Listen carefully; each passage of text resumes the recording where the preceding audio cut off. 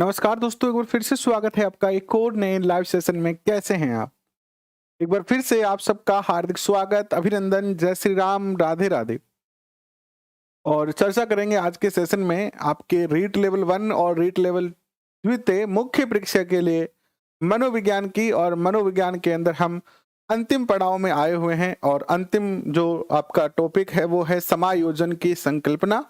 इसकी चर्चा कल हम कुछ कर चुके हैं, बाकी बची हुई चर्चा आज करते हैं और इस टॉपिक को पूरा करते हैं।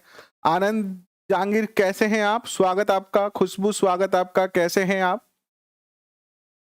आयुष वर्मा, मीनाक्षी कुमारी, आप सबका बहुत बहुत स्वागत, अभिनंदन। रौनक, आपका भी बहुत बहुत स्वागत और अभिनंदन है। प्रदीप जी, कैसे हैं आप? आपका भी बहुत बहुत स्वागत और अभिनंदन है। चर्चा करेंगे, आज 3 बजे वाली भी क्लास होगी, कल हो नहीं पाई थी, कल थोड़ा सा डाटा पूरा नहीं हो पाया था, इसलिए 3 बजे वाली क्लास नहीं हो पाई। बट आज 3 बजे वाली क्लास भी होगी, जहां राजस्थान के प्रमुख अनुसंधान केंद्रों को हम जो है वो अध्ययन करने वाले हैं। तो चलिए करते हैं शुरुआत आज के सेशन की। और शैक्षणिक मनोविज्ञान के अंदर जो है वो समायोजन की संकल्पना की चर्चा हम करते हैं। देखिए विद्वान साथियों, लास्ट सेशन में हमने पढ़ा था कि समायोजन होता क्या है, इसकी परिभाषा क्या है। लास्ट सेशन में हमने समायोजित जो व्यक्तित्व होता है उसकी विशेषता की भी चर्चा की थी कि जो व्यक्ति समायोजित होता है उसकी क्या क्या विशेषताएं होती है। और हमने लास्ट सेशन में यह भी चर्चा की थी कि समायोजन के कारण क्या क्या है, यानी समायोजन को कुसमायोजन के कारण क्या है, जिसमें हमने भग्नाशा पढ़ी थी, भग्नाशा के प्रकार पढ़े थे। भौतिक भग्नाशा, भग्नाशा की स्थिति में व्यवहार कैसा होता है, जैसे मैंने कल बताया था कि व्यक्ति एकांतवासी बन जाता है, रोगग्रस्त होने की बात कहता है, आक्रमणकारी बन जाता है, आत्मसमर्पण कर देता है। और इसके बाद हमने तनाव को पढ़ा, जिसमें हमने जाना कि तनाव भी जो है आपकी कुसमायोजन का कारण है। दुश्चिंता, भविष्य की चिंता करना, ऐसी चिंता करना जो प्रैक्टिकली अभी है नहीं, आगे की चिंता करना, केओसी।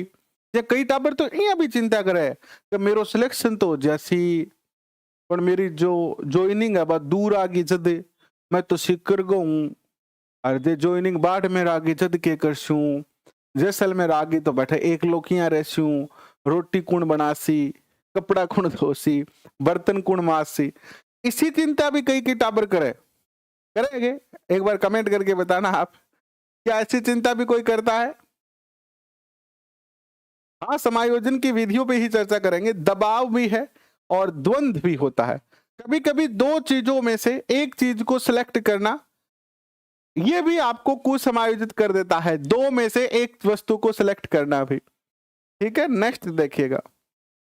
फ्राइड के अनुसार हमने समायोजन स्थापित करने की विधियां पढ़ी थी और उसमें सबसे पहली विधि है क्षतिपूर्ति। आइए यहीं से दोबारा जो है वो शुरुआत करते हैं।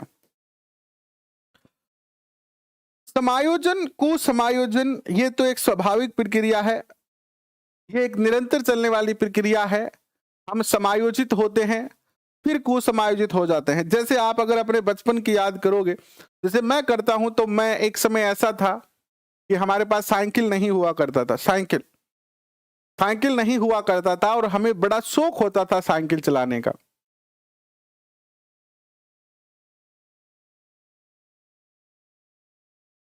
तो अक्सर हमें बहुत लालसा रहती थी कि हे भगवान, जय साइकिल मिल जा तो मजा आ जा। यानी साइकिल न होने के कारण कुसमायोजन था। फिर एक दौर ऐसा आया कि हम साइकिल लेके आए, एटलस का, वो पुराने वाला साइकिल है ना, एटलस वाला, वो वाला। बड़े खुश हुए, बड़े ही ऐसे मजे आए जिंदगी में कि अब तो सब कुछ मिल गया है। और एक बार जो है वो हमारा मन जो है वो क्या हो गया, समायोजित हो गया। क्या हो गया? समायोजित हो गया कि अब साइकिल मिल गई है, अब जीवन में सब कुछ आ गया। और ऐसे बड़े रोब से बाहर जाते थे और उस साइकिल को दिन में 5-7 बार उसको साफ करते थे, कपड़ा लगाते थे, है ना। पुरानी जो साइकिल होती थी उनकी जो टायर होता था ना, टायर, उसकी रिम में ताड़ी लगी होती थी, ताड़ियां लोहे की बनी हुई, उस ताड़ियों में हम वो लगाया करते थे, ऐसे मोती जैसे आते थे। और वो गाड़ी जब चलती थी, साइकिल जब चलती थी तो उससे आवाज आती थी cut cut cut cut cut की ऐसे। तो बहुत ऐसे बड़ा खुश मन रहता था। 10-15 दिन बीते, महीना 2 महीना बीता, 6 महीने बीते, तो धीरे धीरे साइकिल जो है वो अब अच्छी नहीं लगने लगी। अब साइकिल में उतना मजा नहीं आ रहा था, और जब लोगों के पास देखी कि मोटरसाइकिल है, तो फिर एक बार फिर से कुसमायोजन शुरू हो गया। ये जे मोटरसाइकिल हो नहीं, जद आवे असली मजा, साइकिल पर तो पेडल मारना पड़े, साइकिल पर क्या करना पड़े, पेडल मारना पड़े। तो असली मजा तो मोटरसाइकिल में आवे, कुछ कौन करनो, भू भू रेस देनो, रा हा हा के स्पीड चलेगा मजा। तो फिर से कुछ समायोजन शुरू हो गया मोटरसाइकिल के लिए कि मोटरसाइकिल मिलेगी तभी समायोजन होगा, मोटरसाइकिल मिले कैसे बेरोजगारी में। उस टाइम तो छोटे थे, पढ़ते थे 7वीं 8वीं 9वीं 10वीं में, तो मोटरसाइकिल मिलना तो संभव नहीं था। मोहल्ले में किसी की मोटरसाइकिल नहीं थी। मैं जहां रहता था, हमारे परिवार में किसी मोहल्ले में किसी व्यक्ति के पास जो है वो मोटरसाइकिल नहीं थी, तो मुझे मोटरसाइकिल मिलना तो एक बहुत बड़ी बात थी। नहीं मिली। बहुत लंबे के अरसे के बाद 10th 12th ग्रेजुएशन पीएचडीसी जब हो गई, उसके बाद एक ऐसा समय आया जब मोटरसाइकिल मिली। तो शुरुआत में मोटरसाइकिल से भी बहुत मजा आता था। फिर उसका भी समायोजन धीरे धीरे जैसे जैसे 6 महीना हुई, पुरानी हुई, वैसे ही जो है वो मोटरसाइकिल से इच्छा भर गई। और फिर कार का समायोजन शुरू होगा कि कार होना यार, मोटरसाइकिल पर तो तावड़ो लाग गए, आंधी लाग गए, धूप लाग गए, सर्दी भी लाग गए, तो मोटरसाइकिल से अच्छा तो क्या हुआ, कार हुआ। आपने एक बात देखी होगी कि रामायण जो है, रामायण में रावण के 10 सर क्यों थे, देखिए आपने। एक्चुअली रामायण में जो रावण है, रावण वो क्या है, उसके जो 10 सर है वो क्या है, 10 सर उसको हमारे शरीर की 10 इच्छाओं से बताया गया है, हमारी शरीर की इच्छाओं को दर्शाया गया है वहां पर। कि रामायण में जिस तरीके से रावण होता है, उसका अगर एक सिर कटता है तो वो फिर से आ जाता है। अगर आप रावण के 10 सर काट दोगे तो 10 के 10 सर फिर से उग जाएंगे। तो वास्तव में जो रामायण है उसमें रावण के जो 10 सर हैं वो हमारी मन की या हमारी ज्ञानेंद्रियां हैं। वो 10 क्या है, हमारी ज्ञानेंद्रियां हैं, ठीक है। और ज्ञानेंद्रियों से जुड़ी हुई इच्छा है, लालसा है, लिप्सा है। और रामायण में सबसे जो मूल, जो अगर रामायण का आप सार समझने का प्रयास करते हो तो उसमें सबसे महत्वपूर्ण जो सार आता है वो यही आता है कि ये जो मन की इच्छाएं हैं वो कभी शांत नहीं होगी, चाहे आप कुछ भी प्राप्त कर लो। आज आपके 3rd ग्रेड में अध्यापक बनने की लालसा है, फिर आपके 2nd ग्रेड की लालसा हो जाएगी, फिर आप 1st ग्रेड, फिर RAS, फिर ये, फिर वो, ये कभी खत्म नहीं होगी। इसको खत्म करने के लिए राम नाम की आवश्यकता है, यही इसमें दर्शाया गया है। चलिए, लालसा तो खत्म नहीं होगी, ये हमें पता है, और लालसा होनी भी चाहिए, ठीक है। बुढ़ापे में राम नाम लेंगे। अभी क्या करो, जितनी ज्यादा अपनी और अपने घर वालों की इच्छा पूरे कर सकते हो उतनी करो, क्योंकि हम कोई ऐसे तो है नहीं कि राजा महाराजा के घर में जन्म लिए हैं। हम तो एक सामान्य परिवार में जन्म लिए हैं, गरीब परिवार में जन्म लिए हैं। तो हमें तो भैया सारी चीजें चाहिए, और वो सारी चीजें चाहिए कैसे, मेहनत से। हम भी चाहते हैं कि हमारे बूढ़े माता पिता जो है वो, उनके रूम में एसी लगा हो, एक बड़ा सा टीवी लगा हो, और वो सारे दिन उस पर रामायण देखे, महाभारत देखे, उनके पास सेव, संतरे, बादाम, किशमिश, कांजू पड़ा रहे। और बापूजी आके, बेटा मैं तो हमारे टाइम में घना ही दुख पाया, लेकिन भगवान थारो भलो करे के थे, मारो नाम रोशन कर दियो गया, मान ध्यान को नहीं गई, यहाँ एसी होगी, यहाँ बुढ़ापो तो बढ़िया नहीं खड़े वो। तो ये इच्छा होनी चाहिए अपने अंदर कि जितनी ज्यादा इच्छाएं पूरी कर सकते हैं, लेकिन सही राह से मेहनत करके, ठीक है। देखो, क्षतिपूर्ति क्या होती है, क्षतिपूर्ति की बात हम कर रहे हैं। क्षतिपूर्ति का अर्थ होता है किसी एक चीज से अगर हमें हानि हो गई है तो किसी दूसरी चीज से उसकी पूर्ति कर लेना। जैसे हम ये कहें कि गुरुजी मेरा रीट 2021 के अंदर 130 नंबर बना, लेकिन जब मेरा सिलेक्शन हो जा तो, लेकिन पेपर रद्द हो गयो तो मेरा सिलेक्शन हो कौन पायो, लेकिन मैं रीट 2022 में भी जो है वो 120 क्वेश्चन सही करके आया हूं, और मैं रीट 2022 में मेरा 120 क्वेश्चन सही हुआ है, और अब मैं मुख्य परीक्षा में जिखवा नहीं करूंगा, सिलेक्शन लूंगा। तो किसी एक जगह से आपको अगर हानि हो रही है तो इसकी पूर्ति दूसरी जगह से कर लेना। जैसे कि एक विकलांग बालक होता है, वो मैदान में दौड़ तो नहीं सकता है, बाकी बच्चों की तरह खेल तो नहीं सकता है, लेकिन वो पढ़ सकता है।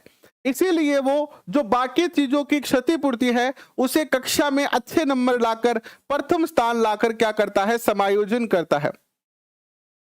एक विकलांग बालक जो दौड़ नहीं सकता, खेल नहीं सकता, बाकी कार्य नहीं कर सकता है, लेकिन वो पढ़कर कक्षा में अच्छे नंबर लाकर क्या कर रहा है, समायोजन स्थापित कर रहा है। तो यानी क्षतिपूर्ति, एक स्थान की कमी को दूसरे स्थान से पूरा कर रहा है वो। नेक्स्ट देखिएगा, संयुक्तिकरण, युक्तिकरण, औचित्य स्थापन। क्या होता है, तीनों एक ही है। संयुक्तिकरण, युक्तिकरण या औचित्य स्थापन, अपनी किसी असफलता के पीछे कोई भी तर्क संगत कारण तलाश कर उसका औचित्य स्थापित कर देना। मैं तो रीट 2021 में ही मास्टर बन गयो हो, नंबर 135। हाँ, अरे मेरो तो सिलेक्शन पक्को ही ओपन करूं के पेपर रद्द हो गयो, पेपर रद्द हो गया। हालांकि ये तो सही कारण है, लेकिन कई बार हम क्या करते हैं कि अपनी असफलता के पीछे किसी दूसरे को दोषी मानते हैं। मैं असफल इसलिए हो गया क्योंकि गुरुजी ने अच्छा पढ़ाया नहीं, मैं असफल इसलिए हो गया क्योंकि पेपर में मेरा पेन नहीं चला, मैं असफल इसलिए हो गया कि मैं 5 मिनट लेट हो गया था, मैं असफल इसलिए हो गया था कि जिस गाइड से मैं पढ़ रहा था वो गाइड अच्छी नहीं थी। तो अपनी असफलता के कारण ढूंढ लेना या अपनी असफलता के पीछे कोई तर्क संगत कारण तलाश करके और उसको स्थापित कर देना, यही क्या कहलाता है, औचित्य स्थापन कहलाता है। इस जैसे कि मैं बनना ही नहीं चाहता था, अपन तो मास्टर बनना ही को नहीं। अंगूर खट्टे हैं, अंगूर खट्टे हैं, आपने देखा कि लोमड़ी अंगूरों को प्रयास लेने का प्रयास करती है, वो उछलती है बट वो उछल नहीं पाती है, यानी उतना ऊंचा नहीं जंप कर पाती है। तो उसने कहा अंगूर खट्टे हैं। और नाच न जाने आंगन टेढ़ा भी ठीक है, आंगना बांका है कैसे नाचू, बिल्कुल, नाच न जाने आंगन टेढ़ा। नाचे के यार थे फ्लोरी को लगाए, जैसे दोस्त की शादी में गए, ठीक है, और दोस्त का यार थोड़ा सा ऐसे डिस्को डांस हो जाए, डिस्को भांगड़ा है ना, ऐसे कोई डांस हो जाए, तो यार भाई नाचा किसी यार, कठ नाचा, फ्लोर लगाते ना तुम डीजे वाला, तुमने फ्लोर ही नहीं लगाया यार, फ्लोर भी ना को नाचे जाएगा अपना बा। तो नाचना उसको है नहीं, नाचना उसको आता नहीं है, तो इसने क्या करा, डीजे फ्लोर को उसने अपना कारण बना लिया। नेक्स्ट देखिए, दमन, किसी दुखदायी विचार या घटना को अचेतन मन में भेज देना। तो ये समायोजन के कारण है। समायोजन किया जा सकता है, किस किस से किया जा सकता है, क्षतिपूर्ति से हम समायोजन कर सकते हैं, औचित्य स्थापित करके भी हम समायोजन कर सकते हैं, हम जो है वो अपनी इच्छाओं का दमन करके भी क्या कर सकते हैं, औचित्य स्थापित अपनी इच्छाओं का दमन करके भी हम जो है वो समायोजन स्थापित कर सकते हैं। जैसे अगर मृत्यु भोज की बात करते हैं, आज हमारे समाज में एक बहुत बड़ी जो है वो ये कुप्रथा जैसी लग रही है हमें, लेकिन वास्तव में इसको अगर सही दृष्टिकोण से देखें तो कुप्रथा की जगह इसका जो चलन हुआ था, हालांकि आज के परिप्रेक्ष्य में ये क्या है, कुप्रथा है, क्योंकि आज देखा देखी होने लगी है, बढ़ा चढ़ाकर इसको प्रस्तुत किया जाता है।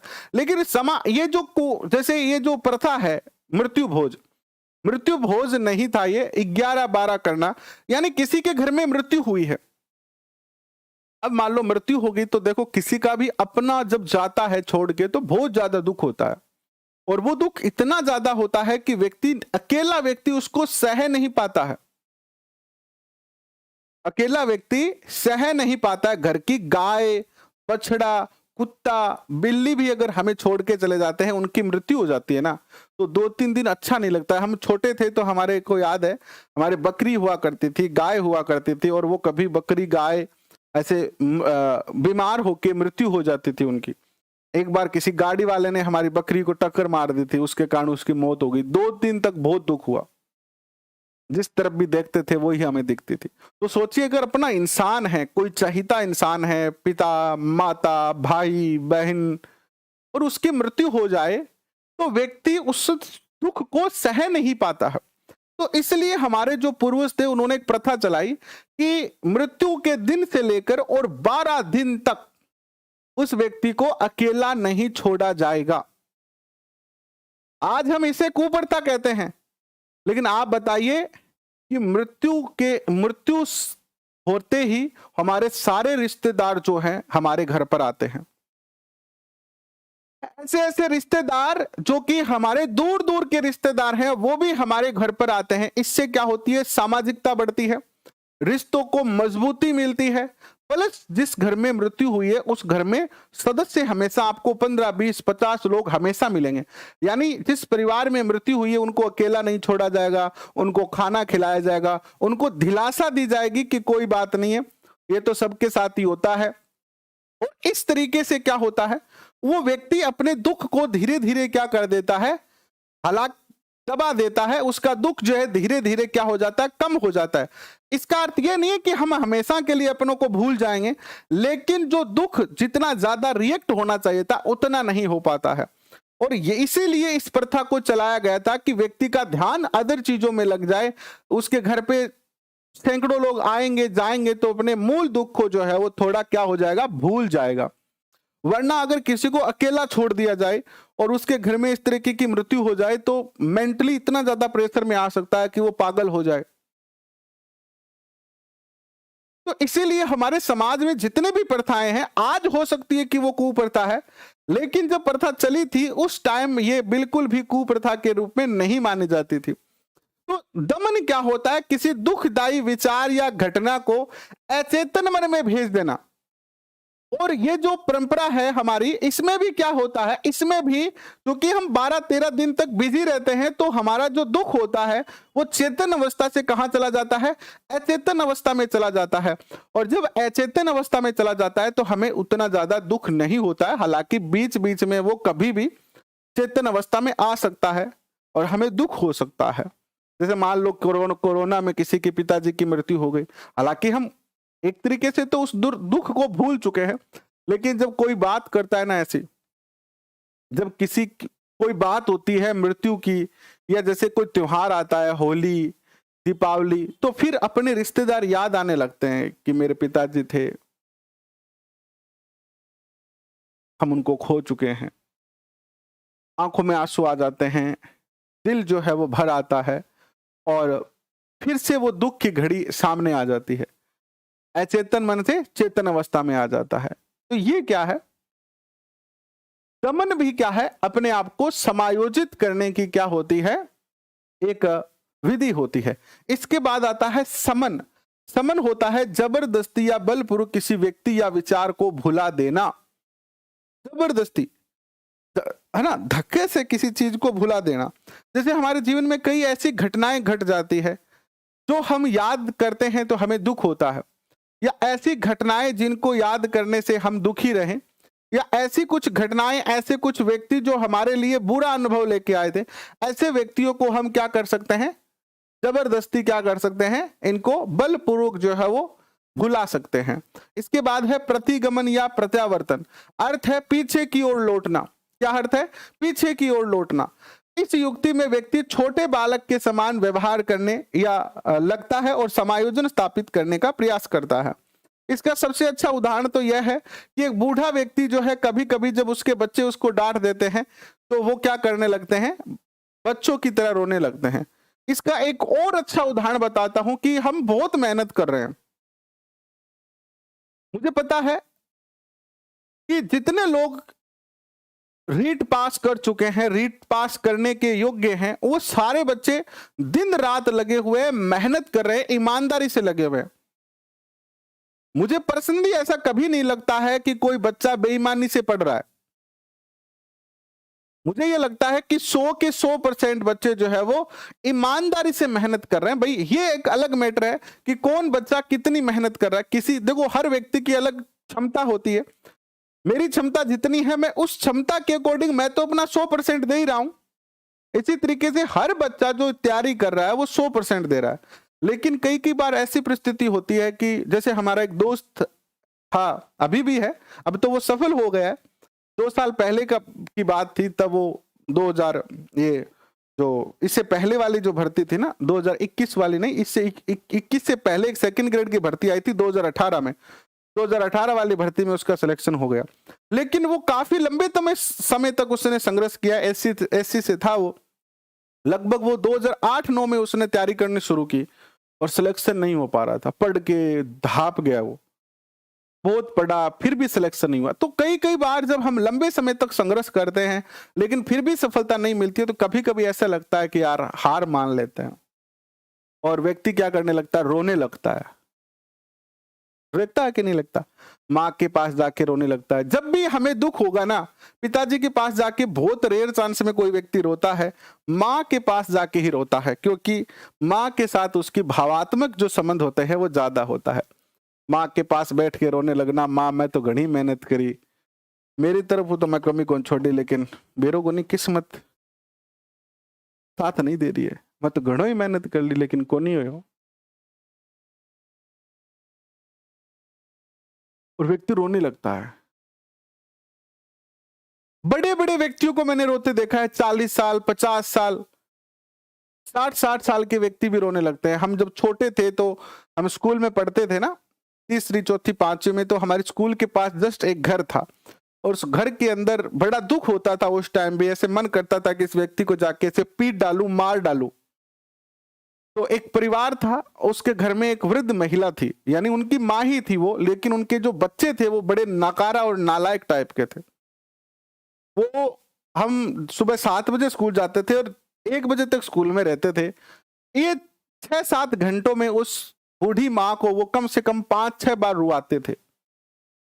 कभी बहू कभी बेटे, ये इस बात पे, रोटी के नाम पे, बाहर खाद डालने के नाम, यानी वो उनसे लड़ते रहते थे, बेचारी को रुआते रहते थे और हमें बड़ा दुख होता था। तो ऐसी स्थिति में भी व्यक्ति जो है वो रोने लगता है। तो क्या होता है, प्रतिगमन क्या होता है, प्रत्यावर्तन क्या होता है? बड़ा होने के बाद भी बच्चों जैसा व्यवहार करना। अक्सर हम कहते हैं ना कि 60 साल के होने के बाद हमारा दिमाग बच्चों जैसा होने लगता है, यानी बचपन फिर से लौट आता है जब आप बूढ़े हो जाते हैं। तो जब आप बूढ़े हो जाते हैं तो बचपन फिर से लौट आता है। तो यही है, छोटे बालक की जैसा व्यवहार करने लगता है। प्रक्षेपण क्या होता है? प्रक्षेपण होता है स्वयं की कमी या दोष को दूसरे व्यक्ति विशेष पर आरोपित कर देना, जैसे स्वयं के बेईमान होने पर दूसरों को बेईमान कहना। दोषी हम हैं और हम दूसरे पे दोष डाल देते हैं। अपनी असफलता का दोष किसी दूसरे पे डाल देना, यही क्या कहलाता है? प्रक्षेपण कहलाता है। अपनी असफलताओं के, अपनी कमियों के दोष, अपनी गलतियों की या कमियों के दोष दूसरे पे डाल देना। जैसे शराबी व्यक्ति को जब भी आप देखोगे ना, अरे तू क्यों पीवे है छोरा, तो शराबी व्यक्ति को उनके घर वालों ने पीटा थोड़ा सा, अब शराबी व्यक्ति रोने लगेगा और कहेगा मैं कौन पी, वे मेरा भाई ला, मेरा दोस्त मन प्या दी। शराबी व्यक्ति यही कहेगा कि मैं तो पीणो ही कौन चाहो, मैं तुम्हें सीधो सीधो घरे आओ, पर मन तो पकड़ के धक्के से प्या दी। शराबी व्यक्ति हमेशा यही बात कहता है। ये क्या होता है? प्रक्षेपण होता है। इसके बाद देखिएगा, आत्मीकरण या तादात्म्य स्थापित करना। आत्मीकरण क्या होता है? किसी व्यक्ति या आदर्श व्यक्ति के गुणों, इस युक्ति में व्यक्ति आदर्श व्यक्ति के गुणों व अवगुणों का अनुकरण करना शुरू कर देता है। जैसे कि एक व्यक्ति सलमान खान के समान हेयर स्टाइल रखना शुरू कर देता है।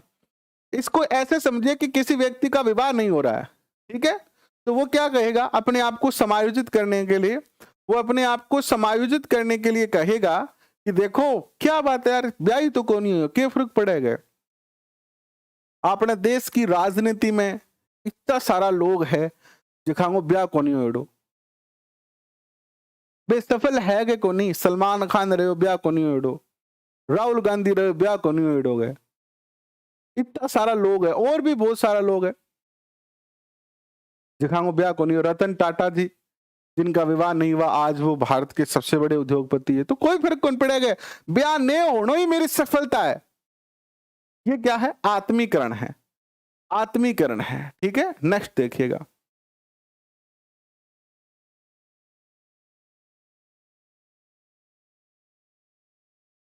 इसके बाद देखिएगा, उदात्तीकरण, शोधन या मार्गांतीकरण करना। समाज विरोधी इच्छा को समाज मान्य रूप में बदल देना। हम क्या करें, किसी ऐसी बात के लिए, जैसे जनरली लड़कियों को जो है वो छोटे कपड़े या जींस वगैरह पहनने पे आज भी बहुत सारी जगह पर क्या है, रोक है। पहले एक ऐसा समय था, हम जब छोटे थे तब किसी का विवाह होता था तो स्टेज प्रोग्राम नहीं होता था, वरमाला वाला प्रोग्राम नहीं होता था, सीधे ही क्या होते थे, फेरे होते थे। पहले जो है वो इन चीजों को क्या माना जाता था, अच्छा नहीं माना जाता था। तो ऐसी बहुत सारी प्रथाएं हैं, रीति रिवाज है जो पहले समाज विरोधी थे लेकिन आज वो क्या हो गए हैं, समाज के मान्य हो गए हैं। तो इस तरह की घटना को क्या कहते हैं, उदातीकरण, शोधन या मार्गांतरीकरण कहते हैं। यह भी एक समायोजन का तरीका है।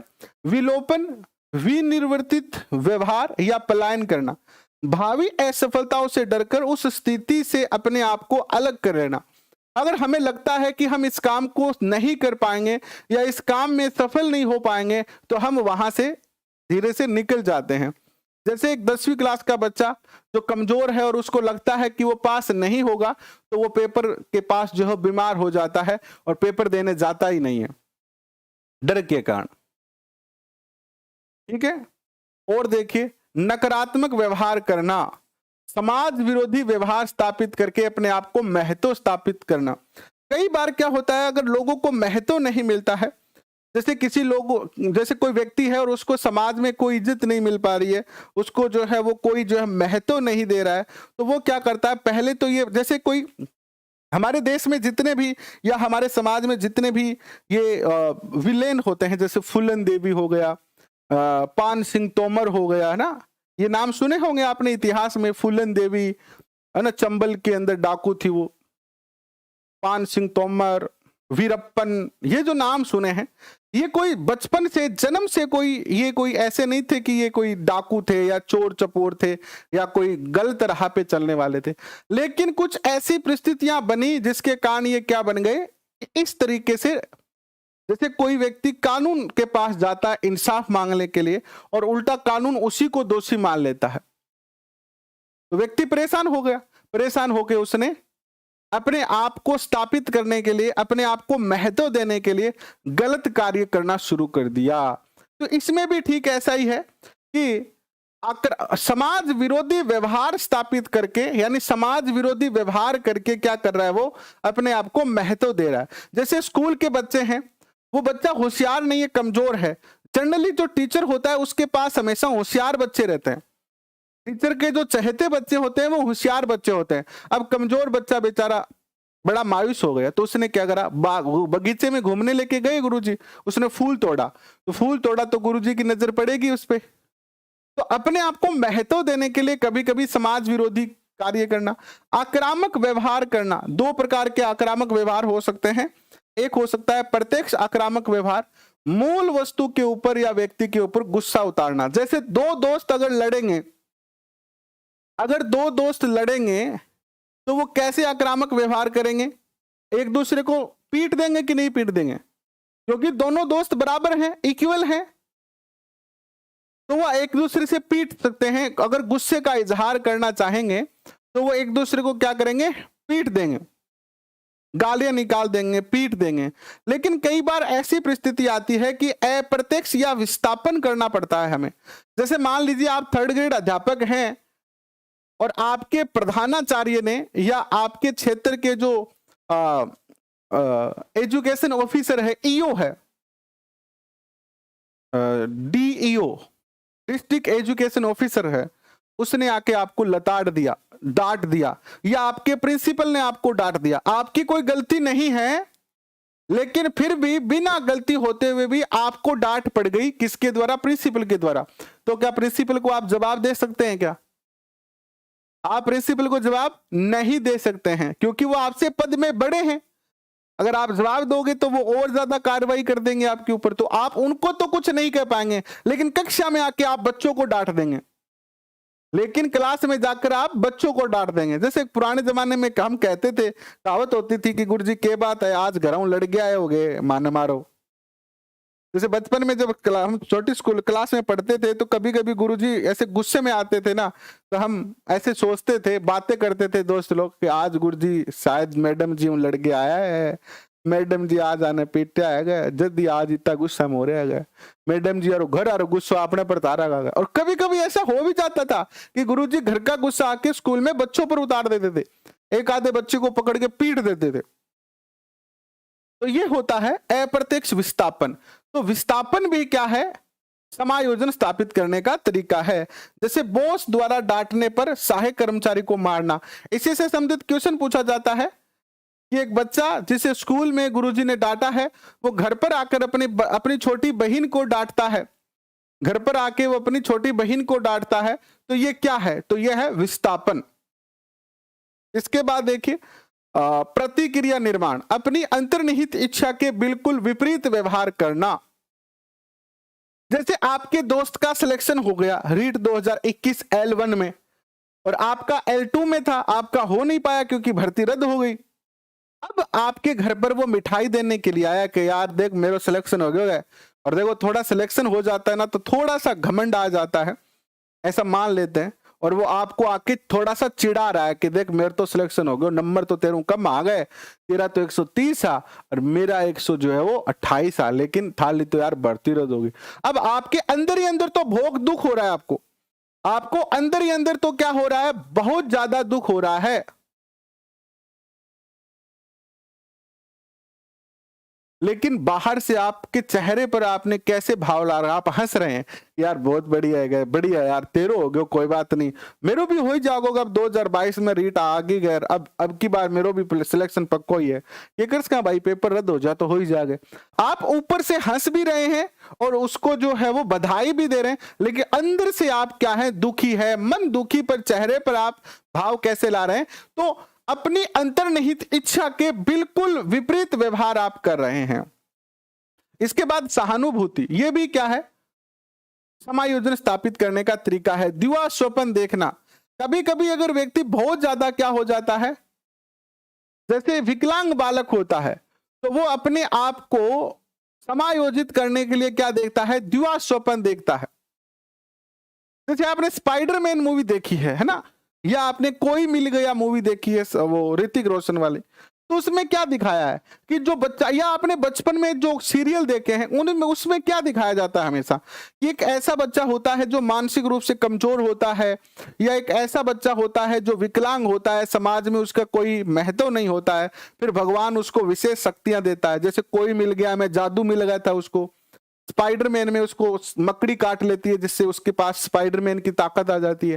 तो इसी प्रकार एक विकलांग बालक जो है वो जनरली, हालांकि विकलांग बालक होना जरूरी नहीं है, लेकिन एक विकलांग बालक का उदाहरण दिया गया है कि एक विकलांग बालक अपने आप को समायोजित करने के लिए इसी प्रकार के दिवा स्वप्न देखता है कि मैं रात को सोऊंगा और भगवान जी, मां सरस्वती जी आएंगी और वो मेरे ऐसे सर पर हाथ फेरेगी, और जितनी भी रीट की गाइडा है, रीट की बुक है, एनसीईआरटी की बुक है, आरबीएससी की बुक है, सारी मेरे दिमाग में सेव हो जाएगी फट से, और मैं सुबह उठूंगा जो मैंने सब कुछ आता होगा, और पेपर में मेरा 150 नंबर बढ़ेगा। कई बार मैं ऐसा दिवस स्वप्न देख लियो, ठीक है, ऐसा दिवस स्वप्न मैं कई बार देख लियो, ठीक है। जैसे अभी एक 10-15 दिन की बात है कि मैं ऐसे दोपहर में बैठा हुआ था, तो ऐसे बैठे बैठे दिवा स्वप्न देखने लगा कि अगर मान लीजिए हमसे भगवान खुश हो जाते हैं, ठीक है, और अगर भगवान हमारे सामने आते हैं कि बोलो वत्स तुम्हें क्या वरदान चाहिए, कोई भी एक वरदान मांगो, तो हम भगवान से मांगेंगे कि हे भगवान, मैं जिस भी पुस्तक की ओर देखूं वो पुस्तक मेरे दिमाग में सेव हो जाए, मैं जिस भी पुस्तक की ओर देखूं वो पुस्तक मेरे दिमाग में सेव हो जाए और वो कभी भी वहां से मिटे नहीं। तो मैं क्या करूंगा, लाइब्रेरी में जाऊंगा और लाइब्रेरी में जाके सारी बुकों को स्कैन करके आऊंगा, फिर दुकान वाले के पास जाऊंगा, जो बुक डिपो होता है उसके पास जाऊंगा, उसकी सारी गाइडों को एक दिन में ही पढ़ाऊंगा, और फिर रीट के अंदर आरएस क्या, आईएएस क्या, सारे पेपर पास कर जाऊंगा। ये दिवा स्वप्न ही तो है ना। ये यानी ऐसी बातें जो वास्तविक नहीं होती है। हवाई किले बनाकर समायोजन स्थापित करना। रूपांतरण क्या होता है? तनाव को शारीरिक लक्षण में बदल देना। कभी कभी जैसे मान लीजिए कि घर में सास और बहू का झगड़ा हो गया, सास बहू का झगड़ा हो गया और सास ने बहू को कुछ ज्यादा ही ताने लगा दिए। अब बहू को आ गया गुस्सा, लेकिन बहू सास को कुछ कह नहीं पा रही है, और वो क्या कर रही है, गुस्से गुस्से में आके रसोई में जाके बर्तन साफ कर रही है, और बर्तनों को ये धड़ाम धड़ धड़ धड़ धड़, आप देख लेना किसी के घर में भी अगर बहू को गुस्सा आ जाएगा और अगर वो कोई काम कर रही है ना तो उस काम को थोड़ा अलग तरीके से करेगी। और जैसे बर्तन साफ कर रही है तो बर्तनों को बजाएगी धम धम धम, ताकि पता चले कि बहू गुस्से में है, बहू क्या है, गुस्से में है। यानी वो अपने गुस्से को क्या कर रही है, शारीरिक लक्षण में बदल रही है ना। नेक्स्ट देखिएगा, समायोजन स्थापित करने की कुछ अप्रत्यक्ष विधियां भी है, जैसे बाधा को हटा देना। बाधा जो भी है हमारी इच्छा के प्रति, जैसे मान लीजिए किसी को समोसा खाना है और समोसा वाला घर के बाहर ही खड़ा है लेकिन आपके पास पैसे नहीं है, और समोसे वाला ये कह दे कि आओ बच्चों फ्री में समोसे खा लो, तो आपकी बाधा हट गई। तो ये बाधा हटा के भी समायोजन स्थापित किया जा सकता है। अन्य उपाय खोजे जा सकते हैं, लक्ष्य का ही प्रतिस्थापन कर दिया जाए। मैं रीट में मास्टर बनना चाहूं लेकिन अब मैं रीट में मास्टर कौन बनूं, मैं तो दुकान खोलूंगा परचून की। आपनो लक्ष्य ही बदल लियो, टारगेट ही बदल लेंगे हम, तो फिर क्या हो जाएगा, समायोजन हो जाएगा। व्याख्या करके निर्णय लेना, सोच समझ के निर्णय लेना। कुसमायोजित बालकों की विशेषता क्या होती है, ये निराशावादी होते हैं। जो कुसमायोजित होते हैं वो निराशावादी होते हैं, भयभीत रहने वाले होते हैं, चिंतित रहने वाले होते हैं। कुसमायोजित बालक हमेशा नेगेटिव रहेंगे, चिंता में रहेंगे, दुखी रहेंगे, है ना, इस तरीके के कार्य करेंगे। सब्जी में पानी ज्यादा गेर देना, और चाय में चीनी ज्यादा डाल देना, और सब्जी में नमक ज्यादा डाल देना। ऐसा भी करते हैं क्या आयुष वर्मा?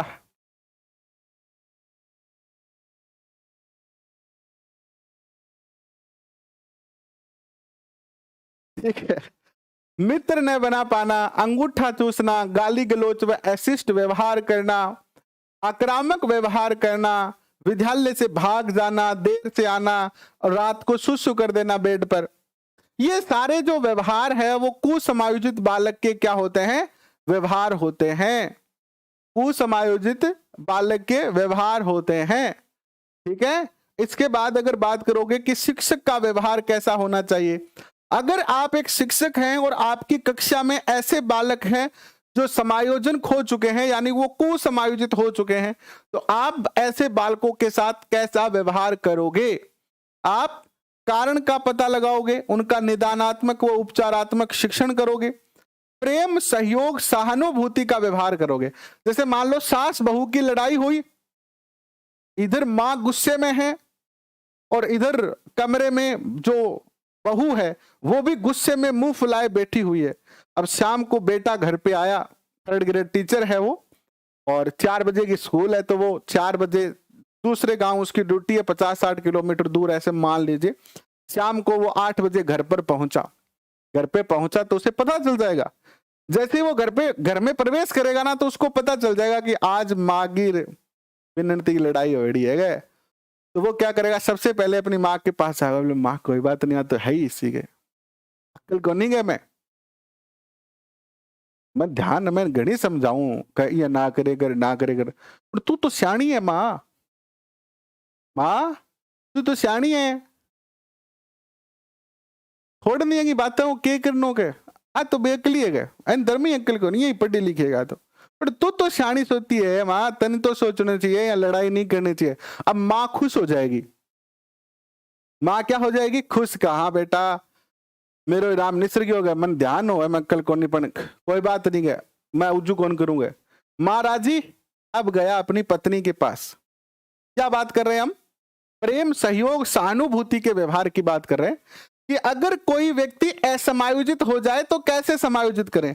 पत्नी के पास गया, पत्नी को कार के बात हुई बावली, आज क्या नाराज नाराज लागे गए, बा बोल कौन थर से चुप बा कही इन्ना मुंह फेर लेगी, बोले मैं तो आज सोचो हो गए अपने अब धनतेरस ने गिफ्ट लाऊं के, और मैं तो आज लेट हो गया, मैं सुनारकन चल गई हो गए। बोले फिर पत्नी बोले कि सुनारकन के लिया गया, बोले मैं आज सोचो तेरे खातर एक बढ़िया जगह वो सोने हार ले गया आऊंगा, पर मेरे डिजाइन पसंद को नहीं आई गए, मेरे तो पहले खरीदो, तू बता तूने कौन सी डिजाइन पसंद है, तू यहाँ कर फोन में जल्दी से नहीं बढ़िया बढ़िया 10 11 डिजाइन ढूंढ गए, पहली भाग्य से जा अपने रोटी ले गया, पानी ले गया, इतने में पता नहीं खुश। अब वो सास बहू वाले झगड़े की बात भूल जाएगी, इधर सास भी भूल जाएगी, और 10 मिनट में दोनों सासू बहू राजी और घर का माहौल हो जाएगा अच्छा। घर का माहौल क्या हो जाएगा? अच्छा हो जाएगा। देखो आप ये मान के चलना कि सास बहू का कोई झगड़ा नहीं होता है। अगर आपके घर में झगड़ा हो भी जाए ना आपकी विवाह के बाद, तो ये मान के चलना कि आप किसी की भी सिफारिश ना ले, ना सास की ले ना बहू की ले। सास बहू का दिन में झगड़ा 10 बार होगा, 10 बार में दोबारा राजी हो जाएगी, फिर झगड़ा कर लेगी, फिर राजी हो जाएगी, क्योंकि बांग मुच्चू से बिलियर खेल है, वो चाल तो रहना है। तो अब मैं ज्यादा ध्यान देने की जरूरत को नहीं, लेकिन दोनों के साथ आप प्यार का व्यवहार करो, दोनों को प्यार से समझा दो। ना ही तो आप माँ को कुछ कहो, ना ही आप पत्नी को कुछ कहो, और दोनों को इस तरीके से समझा दो कि समायोजन स्थापित हो जाए और घर में एक बार फिर से क्या आ जाए, शांति आ जाए। ठीक है, तो ये भी समायोजन स्थापित करने का एक क्या है, तरीका है। सकारात्मक अभिवृत्ति का विकास करना, अपने दिमाग ऐसे अध्यापक को क्या करना चाहिए, बच्चों के अंदर पॉजिटिव एनर्जी क्रिएट करनी चाहिए। अगर आपको पता है कि ये बच्चा कमजोर है, इस बच्चे को किताब पढ़नी नहीं आती है, आपको पता है कि इस बच्चे को अक्षर ज्ञान भी नहीं है, मात्रा का ज्ञान भी नहीं है, फिर भी आप उससे ये कह रहे हो, वाह बच्चे वाह बहुत अच्छे, तुम तो बहुत होशियार हो यार, तुम तो पढ़ते नहीं हो, तुम होशियार बहुत हो, मुझे पता है कि तुम बहुत अच्छे टैलेंटेड बच्चे हो। आप उसको थोड़ा सा मोटिवेशन करो, उसको पॉजिटिव एनर्जी दो। जनरली क्या है, बुरे को बुरा कहने वाले तो बहुत हैं, है कि नहीं है? कमजोर को तो सारी दुनिया कमजोर ही कहती है। कमजोर को एक बार आप ये कह दो कि तुम तो बहुत अच्छे हो, तुम ये कर सकते हो, तुम वो कर सकते हो, तो फिर उसके अंदर एक अलग जोश आता है और वो सब कुछ कर सकता है। तो एक पॉजिटिव माहौल बनाना बहुत जरूरी है। सामाजिक व नैतिक मूल्यों का विकास करें इनमें। इनको हस्त कौशल की भी शिक्षा दी जा सकती है। और समायोजन के प्रकार रचनात्मक समायोजन हो सकता है, मानसिक समायोजन हो सकता है और स्थानापन्न समायोजन हो सकता है। ये 3 प्रकार के समायोजन हो सकते हैं। देखो झगड़ा तो होगा ही होगा, झगड़े को तो कोई रोक नहीं सकता है। झगड़ा पति पत्नी में भी होगा, दोस्त दोस्त में भी होगा, बॉयफ्रेंड गर्लफ्रेंड में भी होगा, सास बहू में भी होगा, भाई भाई में भी होगा, है ना, सब में। देखो जहां प्रेम होगा वहां झगड़े होंगे ही। या तो झगड़े किसके साथ नहीं होते हैं, आपके झगड़े किसी ऐसे व्यक्ति के साथ कभी नहीं होते हैं जिसको आप नहीं जानते हो। होते हैं क्या? ऐसे व्यक्ति के साथ कभी झगड़े होते हैं क्या जिसको आप नहीं जानते हो? अच्छा मान लो आप कोचिंग में जाते हो और कोचिंग में 300 बच्चे बैठे हैं क्लास में, लेकिन 300 बच्चों में से एक बच्चा है जो आपका दोस्त है, तो उस दोस्त से ही झगड़े होंगे आपके। बाकी 298 बच्चों से आपके कभी झगड़े नहीं होंगे, क्योंकि जहां प्रेम होगा, जहां अपनापन होगा, जहां स्नेह होगा, वहीं पर क्या होते हैं, अक्सर ऐसी क्रियाएं होती है झगड़े की। तो ये एक प्यार का ही क्या है, भाग है। तो ये टॉपिक आपका समायोजन पूरा हो चुका है। और लगभग शायद एक टॉपिक बचा है आपका, अभिप्रेरणा। अभिप्रेरणा टॉपिक बचा है, अभिप्रेरणा का अधिगम में महत्व, उसको अपन कल करेंगे। और कल आपका जो है वो क्या हो जाएगा, मनोविज्ञान पूरा हो जाएगा। इसके बाद इसकी जो पीडीएफ है, प्रिंट वाली पीडीएफ, वो आपको जो है वो टेलीग्राम पे मिल जाएगी। इकोनॉमिक्स के ऑब्जेक्टिव क्वेश्चन करवाएंगे आपको नवंबर दिसंबर में, सारे ऑब्जेक्टिव क्वेश्चन ही करवाएंगे सिलेबस पूरा होने के बाद। तो अभी के लिए बस इतना ही। बहुत बहुत धन्यवाद, थैंक यू। मिलते हैं 3 बजे, तब तक